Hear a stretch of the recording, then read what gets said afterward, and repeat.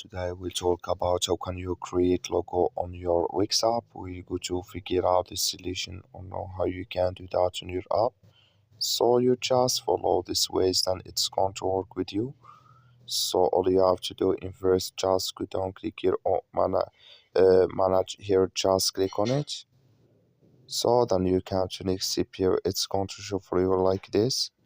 You go down here, click here on marketing, just click on it.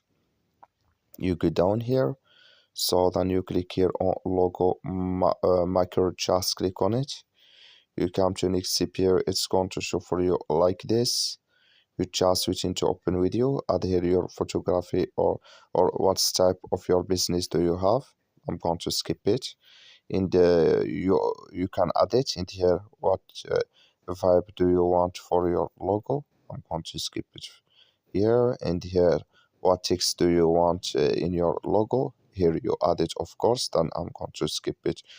In here you add your tagline here or slogan. I'm going to skip it here. Then it's going to take you to create your logo automatically here.